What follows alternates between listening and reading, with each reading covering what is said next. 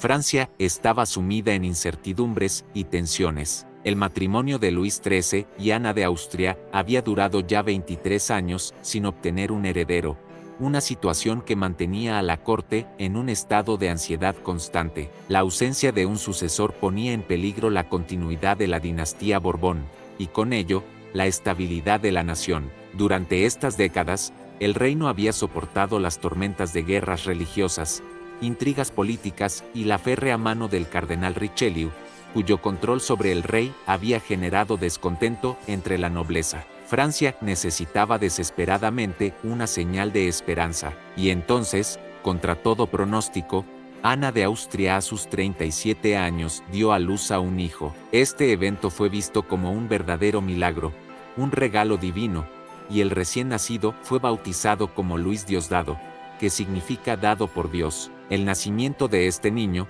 que llegaría a ser conocido como el Rey Sol, marcó el comienzo de una nueva era para Francia. Años después, en el corazón del opulento Palacio de Versalles, donde la luz del sol se reflejaba en los espejos y la ostentación reinaba suprema, se desarrollaba un drama real. La corte del rey Luis XIV, el magnífico monarca conocido como el Rey Sol, era un escenario de intrigas políticas, lujos extravagantes y pasiones ardientes. En el centro de este torbellino se encontraba el propio rey, un hombre de imponente presencia y una sed insaciable de placer. Su reinado, marcado por el esplendor y la cultura, también estuvo plagado de escándalos amorosos que desafiaban las normas sociales de la época. Una de las relaciones más controvertidas del rey fue con Madame de Montespan, una mujer de belleza cautivadora y astucia sin igual. Su romance, que duró más de una década, escandalizó a la corte y a la iglesia, pero el rey, embriagado por su pasión, no se inmutaba ante las críticas. Mientras tanto, la reina María Teresa, esposa legítima del rey, observaba en silencio desde las sombras. Baja y regordeta, con un dominio limitado del francés, la reina vivía en una perpetua adoración hacia su esposo, a pesar de su infidelidad. Le había dado 6 hijos, todos fallecidos en la infancia, excepto el gran Delfín, heredero al trono. La reina sufría en silencio, rodeada de damas de compañía y cortesanos que murmuraban a sus espaldas. Su único consuelo era la religión y la devoción a su esposo, a quien amaba con una pasión inquebrantable. La corte del Rey Sol era un microcosmos de la sociedad francesa del siglo XVII, una época de contrastes extremos entre la opulencia de la nobleza y la miseria del pueblo. En este escenario, la historia de la reina María Teresa, una mujer relegada a un segundo plano por las pasiones del rey, nos recuerda la fragilidad del amor y el precio que a menudo se paga por el poder y la posición social. Prepárense para un viaje épico a través de uno de los reinados más grandiosos de la historia. En el primer capítulo, exploraremos la vida y legado de Luis XIV, el Rey Sol, su corte llena de intrigas, sus excesos y los gloriosos 72 años de su dominio absoluto. En el segundo capítulo, nos adentraremos en el majestuoso Palacio de Versalles, un símbolo de opulencia donde la élite de Francia se congrega para disfrutar de los más extravagantes placeres. Descubriremos el día a día del monarca que hizo de Versalles el centro neurálgico del poder y la cultura. El tercer capítulo nos sumergirá en las sombras de la corte, revelando los oscuros escándalos de envenenamiento encabezados por la infame Madame de Brinvilliers en el célebre afer de los venenos. Desentrañaremos las tramas de traición y los siniestros secretos que sacudieron los cimientos del reino. En el cuarto capítulo de esta gran epopeya histórica, nos adentraremos en la enigmática leyenda del hombre de la máscara de hierro. Descubriremos los misterios que rodean su identidad y cómo se entrelaza con las historias de la prisión de la Bastilla, desvelando secretos que han fascinado a generaciones. Y como si esto fuera poco, en el quinto capítulo exploraremos las historias más fascinantes y épicas que rodearon la vida del Rey Sol en Versalles. Conoceremos a su hermano Felipe, cuya vida estuvo marcada por su identidad homosexual y sus propias intrigas en la corte. También descubriremos la vida de Lully, el músico favorito del rey, y muchas otras historias fascinantes que dan vida a la corte de Luis XIV. Únanse a nosotros en esta saga histórica donde el esplendor y la intriga se entrelazan, narrando la epopeya de un rey cuya luz sigue brillando a través de los siglos. Bienvenidos al primer capítulo.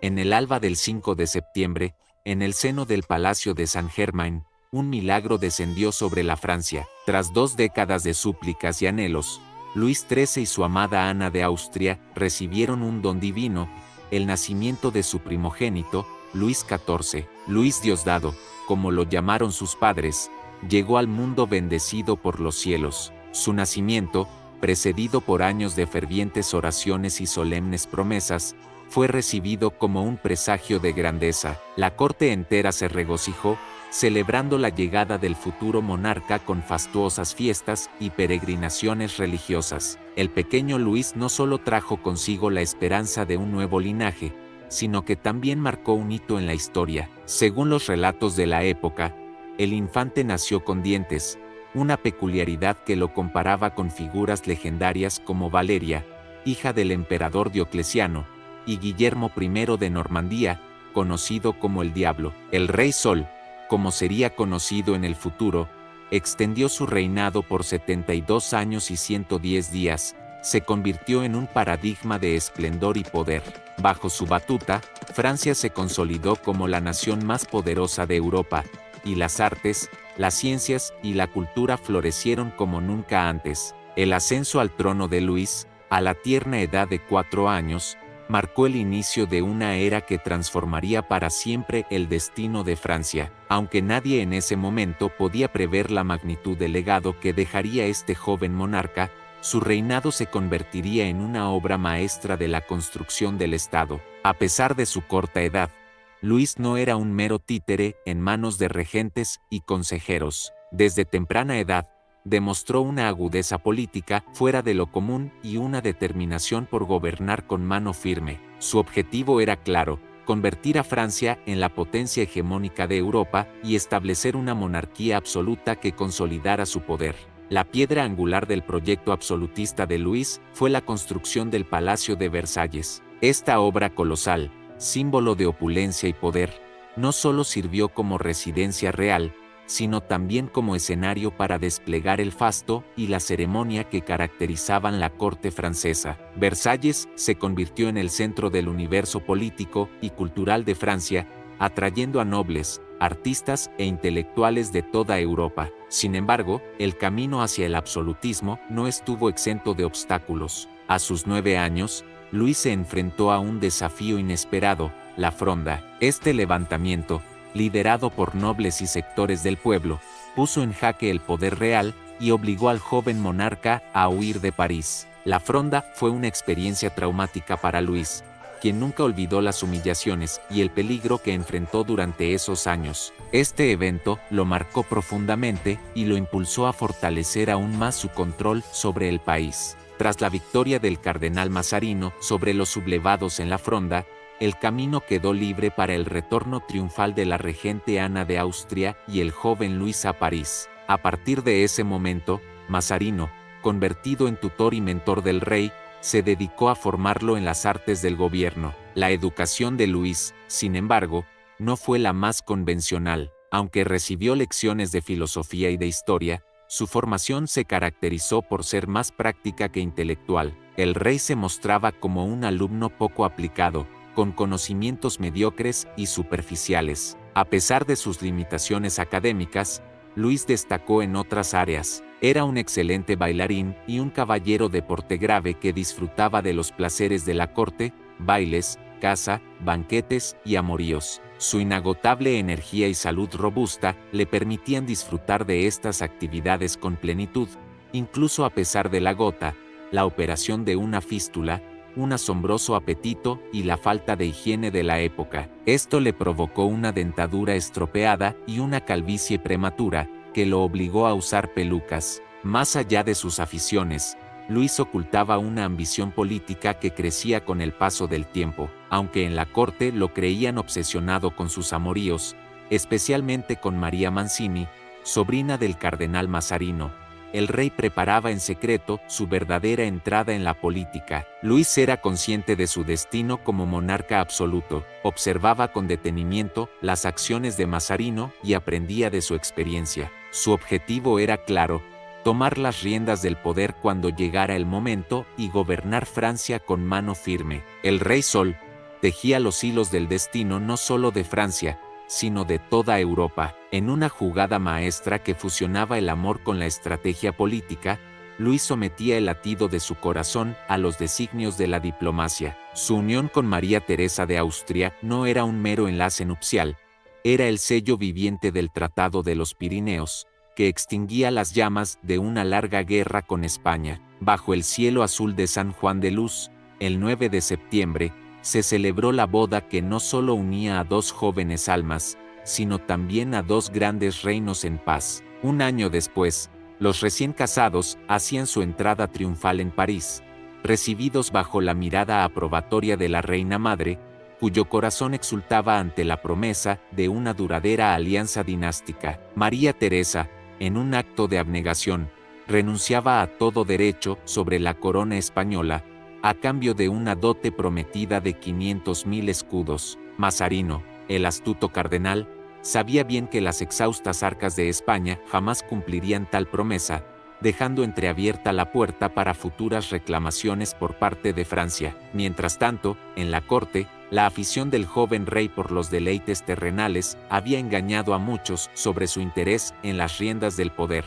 Sin embargo, una sorpresa monumental aguardaba al Consejo de Ministros al día siguiente de la muerte de Mazarino. Con la solemnidad de un augurio cumplido, Luis se alzaba ante sus ministros y declaraba el amanecer de una nueva era. Señores, os he convocado para anunciaros que, de ahora en adelante, seré yo mismo mi propio primer ministro. Vosotros me asistiréis con vuestros consejos, solo cuando yo lo requiera. Señor canciller, aseguraos de que nada se firme sin mi consentimiento, y vosotros, señores del Consejo, no toméis ninguna medida sin mi expresa orden. Con esas palabras, resonantes y cargadas de un poder inusitado, nacía la monarquía absoluta en Francia, un concepto no arraigado en la tradición, sino engendrado por la voluntad férrea de un rey que se creía ungido por el derecho divino. Así, Luis no solo definía los contornos de su reino, sino que también delineaba su legado, destinado a brillar con la intensidad implacable del sol.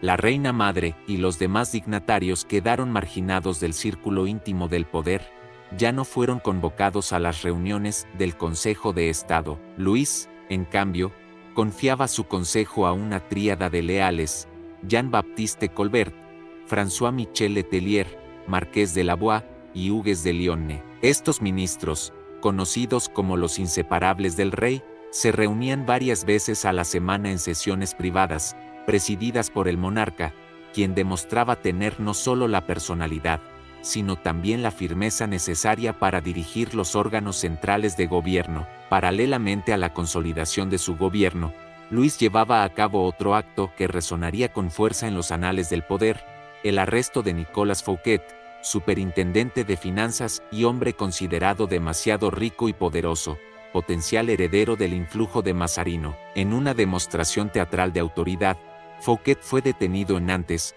acusado de malversación de fondos públicos. Su posterior condena a prisión perpetua en la fortaleza de Pinerolo no solo sellaba su destino, sino que servía de escarmiento a todo aquel que osara desafiar o fallar en su servicio al rey. Con esta acción, la autoridad de Luis se exaltaba hasta niveles nunca antes vistos, equiparando su poder al que Richelieu había ejercido por delegación de su padre. En la figura de Luis, Francia no solo veía a su monarca, lo contemplaba como un ente casi divino, un representante de Dios en la tierra, investido de un poder incontestable, pues le había sido otorgado por la misma divinidad. Luis, con la meticulosidad de un artesano y la visión de un estadista, se propuso ser más que un monarca, se propuso ser Francia misma. Su reinado fue un ejercicio de centralización sin precedentes, donde la obediencia pasiva y el culto a su figura no eran meras características de gobierno,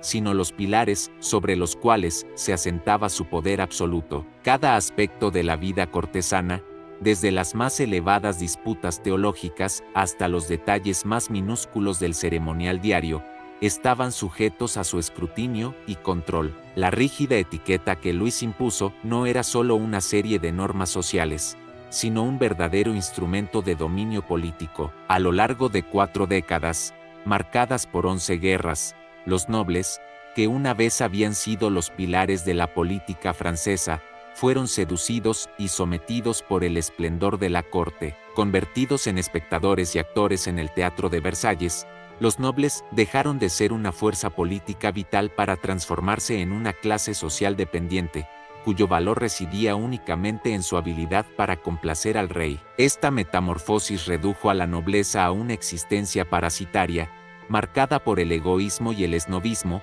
mientras que la corte de Luis se elevaba como el apogeo de la vida cortesana. El monarca, por su parte, era un símbolo de dominio y esplendor. Amante del lujo, la etiqueta y el refinamiento, Luis no solo poseía un carisma personal arrollador y una agudeza política incomparable, sino que logró una fusión tan completa de su persona con el Estado, que sus características personales se convirtieron en sinónimos de la cultura francesa. Versalles, transformado de un simple sitio de caza en la joya arquitectónica de su época, se convirtió en el escenario perfecto para este soberano. En sus opulentos salones, Luis resplandecía como el Rey Sol, decidido a no permitir ninguna sombra que oscureciera su reino. Fue en Versalles donde Luis consolidó su posición como el único monarca capaz de heredar el manto de poder del declinante imperio español, posicionando a Francia como la fuerza dominante en la lucha por la supremacía europea. El proceso de transformación que lideró se asentó en 3 pilares fundamentales: la unificación del país bajo una sola fe, la pacificación de la nobleza a través de una mezcla de encanto y autoridad, y la afirmación de la supremacía europea, a través de conflictos como la Guerra de Holanda, la Guerra de los 9 años, y finalmente, la Guerra de Sucesión Española. Francia no solo expandió sus fronteras, sino que consolidó su posición como la principal potencia militar, marítima y comercial del continente. La culminación de estas campañas se vio con la ascensión de su nieto, Felipe de Anjou, al trono de España, un acto que no solo aseguró la influencia francesa, sino que también simbolizó el alcance de la visión de Luis para una Francia centrada en la figura de su rey, un legado que perduraría a través de los siglos. El Rey Sol se embarcó en una cruzada implacable para centralizar y fortalecer el poder real, eliminando cualquier vestigio de disidencia que pudiera amenazar la supremacía de la corona. La sombra del levantamiento de la Fronda, que había desafiado el poder de su madre, Ana de Austria, durante su minoría de edad, pesaba profundamente en su memoria. Decidido a prevenir cualquier reiteración de tal insubordinación, Luis se propuso someter con mano firme a cualquier facción rebelde de la nobleza. Más allá de los desafíos internos, el rey enfrentó la disidencia religiosa con una resolución igualmente férrea. Revocó el Edicto de Nantes, un decreto que había ofrecido un respiro de libertad, aunque limitada, a los hugonotes, los protestantes franceses. Esta revocación no fue un acto aislado, sino el clímax de una política de conversión forzada que había iniciado en 1660. A través de las dragonadas, Luis impuso la cohabitación forzosa de familias protestantes con miembros del regimiento de dragones, una táctica diseñada para intimidar y facilitar la conversión al catolicismo. Estos soldados, a menudo empleando métodos coercitivos y violentos, pavimentaron el camino para que misioneros católicos recorrieran el país intentando revertir la fe protestante. Además, Luis extendió su campaña de uniformidad religiosa al disolver comunidades que consideraba heterodoxas, como los jansenistas, los pietistas y los cartesianos, consolidando así una doctrina religiosa monolítica en todo su reino. Sin embargo, su visión de la autoridad real iba más allá de la simple supresión de la diversidad religiosa. Convencido de su rol divino como único representante de Dios en Francia, el monarca restringió también la influencia del papado, implementó medidas rigurosas que exigían la absoluta lealtad del clero francés hacia la corona, extendiendo su dominio hasta eliminar casi por completo cualquier dependencia del papado. Esta consolidación del poder no solo reflejaba la habilidad de Luis para maniobrar dentro de las complejidades de la política y la religión, sino que también reafirmaba su credo del despotismo ilustrado, donde el rey no era solo un gobernante terrenal, sino una entidad casi celestial. Luis inició una serie de romances que marcarían su reinado tanto como sus políticas de Estado. Su primera aventura notable fue con su cuñada, Madame Enriqueta, duquesa de Orleans. Para esquivar el escándalo, el rey dirigió su atención a una dama de honor de Enriqueta, Luisa de la Vallière, una joven tímida y ligeramente coja, quien a sus 16 años se convirtió en la primera de las amantes oficiales del rey. De su unión con Luisa, nacieron 3 hijos ilegítimos, criados bajo el cuidado de la esposa de Colbert, el astuto ministro del rey. Luisa, sin embargo, fue solo el preludio de una relación aún más escandalosa con la marquesa de Montespan. Durante una década, la marquesa no solo fue la amante del rey, sino una figura dominante en la corte, celebrada y temida, venerada como la verdadera reina de los fastuosos festejos de Versalles. Sus 7 hijos, de los cuales 4 sobrevivieron y fueron legitimados por el Parlamento, fueron tanto un testimonio de su influencia como fuente de interminables chismes y controversias. Sin embargo, el idilio de poder y pasión no duraría eternamente. La relación entre Luis y la marquesa se vio truncada cuando ella se vio implicada en el escandaloso caso de los venenos, una oscura trama de brujería y asesinato que sacudió los cimientos de la corte y manchó a numerosas personalidades de la época. Agobiado por los celos y las cóleras de la marquesa, el rey decidió cortar lazos, cerrando así un capítulo tumultuoso en su vida, tan marcado por el esplendor como por las sombras de la intriga y el deseo desenfrenado. Luis se destaca como un monarca cuya visión imperial y aspiraciones beligerantes definieron su reinado. Convencido de que la guerra era la vocación natural de un gran rey, Luis subordinó la economía nacional a este fin supremo: imponer la supremacía francesa en Occidente. Con la ayuda de su ministro Colbert, quien reorganizó las finanzas y estableció medidas proteccionistas que fomentaron la industria y el comercio, Francia experimentó una revolución económica. Esta transformación financiera permitió armar un ejército formidable, el cual, bajo la reorganización de Letelier, creció de 72.000 a 400.000 hombres, convirtiéndose en la fuerza militar más poderosa de Europa. El ambicioso monarca inició su cruzada militar, reclamando los Países Bajos españoles en nombre de su esposa María Teresa. Este reclamo fue formalizado con la publicación del Tratado de los Derechos de la Reina. Armado con un ejército reestructurado, Luis invadió los territorios flamencos, apoderándose rápidamente de las plazas estratégicas de la frontera en un avance que parecía un paseo militar. Sin embargo, la expansión francesa alarmó a Inglaterra, que formó la Triple Alianza con Holanda y Suecia. Este cambio geopolítico culminó en la Paz de Aquisgrán, donde, aunque España recuperó Besançon, Francia se apoderó de partes de Flandes, marcando el comienzo de una serie de conflictos que durarían todo su reinado. No contento con los resultados de la Guerra de Devolución, y animado por un resentimiento hacia los burgueses republicanos de Holanda que dominaban el comercio marítimo, el rey se preparó durante 4 años para un acto de venganza. En la cúspide de su poder, Francia bajo Luis no solo se destacaba por su imponente fuerza militar y política, sino también por su vibrante población y la rica vida cultural que emanaba principalmente de su capital. Con una población que superaba los 20 millones de habitantes, Francia se imponía numéricamente sobre sus rivales europeos como España, Inglaterra y los territorios austríacos, reflejando su predominio demográfico y su potencial para ejercer influencia a gran escala.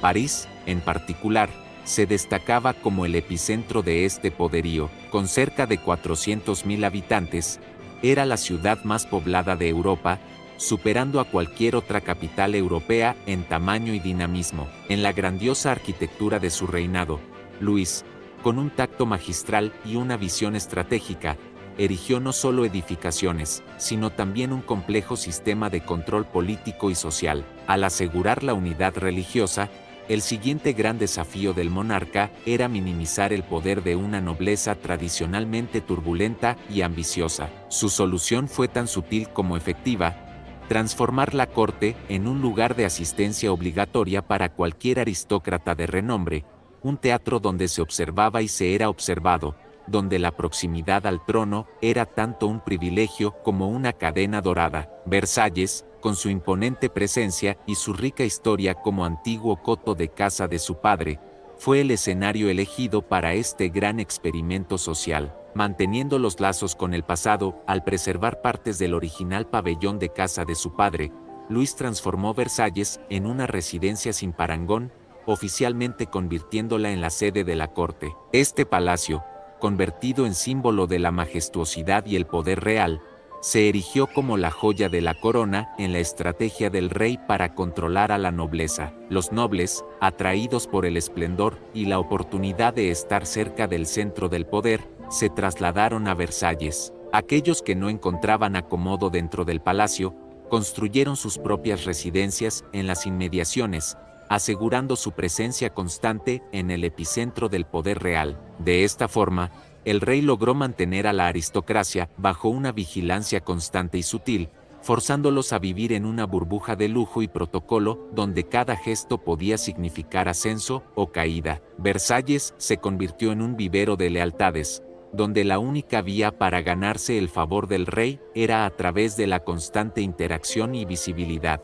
Rodeado de estos huéspedes permanentes, el monarca se aseguraba su fidelidad, manteniéndolos ocupados y entretenidos con una serie interminable de festividades y representaciones teatrales. Estas actividades, lejos de ser meros entretenimientos, eran partes esenciales de una coreografía cuidadosamente diseñada de poder y prestigio. Luis, en su genialidad, convirtió Versalles no solo en el corazón cultural de Francia, sino en la central de una red de poder que permitía al rey observar de cerca a sus potenciales rivales y aliados, controlando efectivamente los hilos del poder en un escenario de opulencia y arte. En la elaborada danza del poder que definía su reinado, Luis orquestó una de las maniobras más astutas en la administración de su reino: la redistribución de los cargos clave entre plebeyos ascendidos y una nueva aristocracia, creada a partir de la burguesía. A través de una serie de políticas que favorecían la industria y el comercio,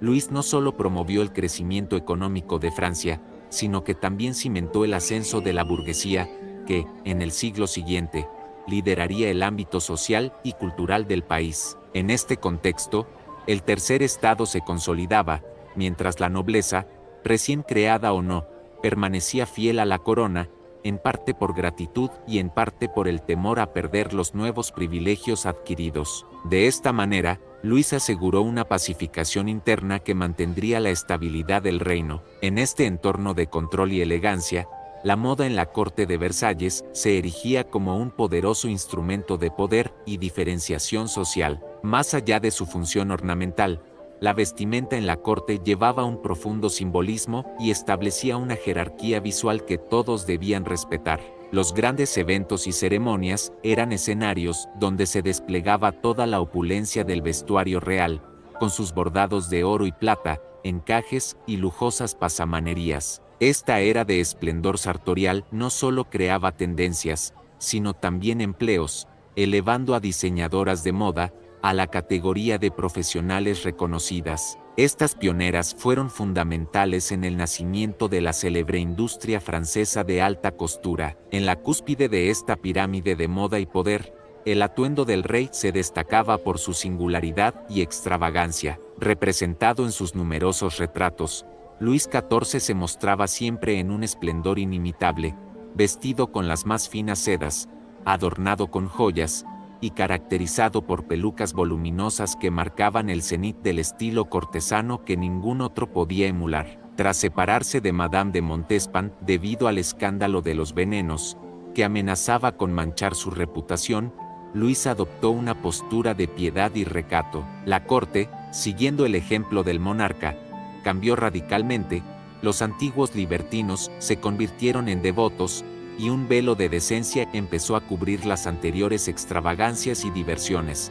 dando paso a una atmósfera de aburrimiento e hipocresía. En este ambiente transformado, emergió una nueva figura de poder, Madame de Maintenon, quien se convirtió en la nueva favorita del rey, y tras la muerte de la reina María Teresa, se casaron en secreto, debido a que ella venía de una familia muy pobre, y nunca podría heredar la corona. Esta unión marcó el inicio de una etapa más serena y piadosa en la vida del monarca, preparándolo para una vejez digna y devota, rodeado de sus hijos y nietos. La influencia de Madame de Maintenon fue crucial en el fervor religioso del rey, aunque su cristianismo estaba más motivado por el temor al infierno que por una fe profunda.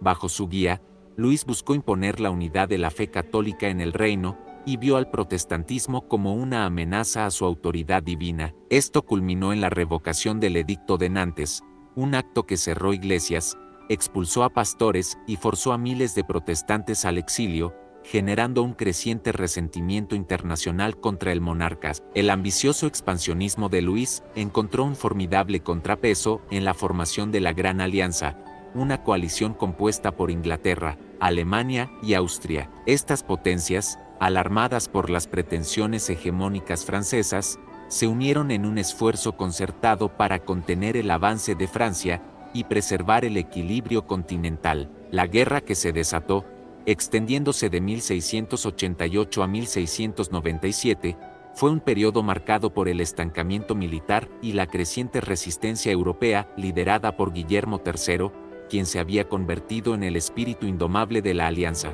Guillermo, entonces monarca de Inglaterra, estaba resuelto no solo a desmantelar la hegemonía de Luis, sino también a promover la tolerancia religiosa a lo largo del continente. La paz de Ryswick, que concluyó este prolongado conflicto, marcó un notable retroceso en las ambiciones imperiales de Luis. La escena política europea se complicó aún más tras la muerte de Carlos II de España. El testamento del último monarca Habsburgo en España designaba a Felipe de Anjou, nieto de Luis XIV, como su heredero, planteando nuevamente el dilema entre la supremacía francesa y el equilibrio de poder en Europa. La aceptación de Luis de las cláusulas testamentarias fue percibida como una provocación, lo que reavivó las hostilidades. Francia se encontró nuevamente enfrentando una coalición formada por Austria, Inglaterra y Holanda, en una confrontación que se intensificó durante la Guerra de Sucesión Española. Aunque las fuerzas borbónicas inicialmente lograron victorias significativas, la situación se revirtió dramáticamente. Los desastres militares, culminando en la catastrófica derrota en la batalla de Malplaquet, empujaron a Francia al borde del colapso, amenazando con la pérdida de todos los territorios ganados en el siglo anterior. Finalmente, Luis se vio obligado a solicitar la paz. El Tratado de Utrecht selló el destino de Francia en este conflicto.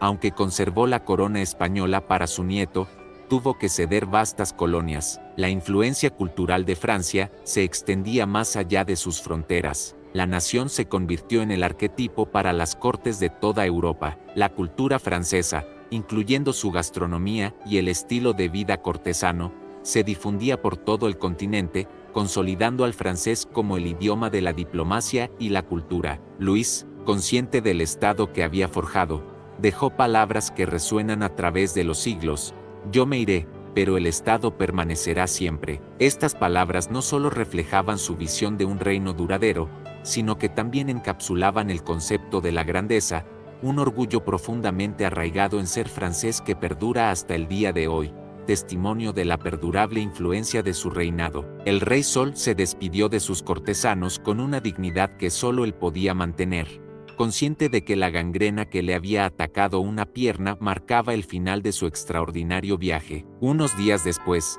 el 1 de septiembre, Luis XIV fallecía a la venerable edad de 77 años, habiendo reinado durante 72 de esos años con un esplendor inigualable. Su cuerpo, en un cortejo fúnebre marcado por las burlas y protestas de un pueblo agotado por sus guerras y exacciones, fue transportado solemnemente a la Basílica de Saint-Denis. Con la muerte de Luis desaparecía el máximo ejemplo de la monarquía absoluta, un monarca que había llevado a Francia a su cima de poder y gloria. Su reinado, que Voltaire comparó con el del emperador romano Augusto, posibilitó un extraordinario florecimiento de las letras y las artes, abarcando los más diversos campos del pensamiento y la creación. Luis, siendo el principal mecenas de los artistas de su tiempo, dio origen a un estilo característico, el estilo Luis XIV, de perfecta armonía y majestad. Su inclinación por la geometría decorativa dejó una marca indeleble en los parques y jardines, y la nueva arquitectura encontró su máxima expresión en el Palacio de Versalles. Allí, la marmórea amplitud de los espacios y el dominio absoluto de la simetría eran un homenaje a la indiscutida autoridad real, al ser que se reconocía como el representante de Dios en la tierra. Sin embargo, en medio de toda esa magnificencia, el obispo Massillon, al concluir la oración fúnebre del Rey Sol, recordó a todos una verdad eterna y sencilla: solo Dios es grande. En el próximo capítulo, exploraremos el majestuoso Palacio de Versalles, un símbolo de opulencia donde la élite de Francia se congregaba para disfrutar de los más extravagantes placeres. Descubriremos cómo el rey Luis XIV transformó Versalles en el centro neurálgico del poder y la cultura, y revelaremos los desafíos y problemas de salubridad que enfrentaron sus residentes.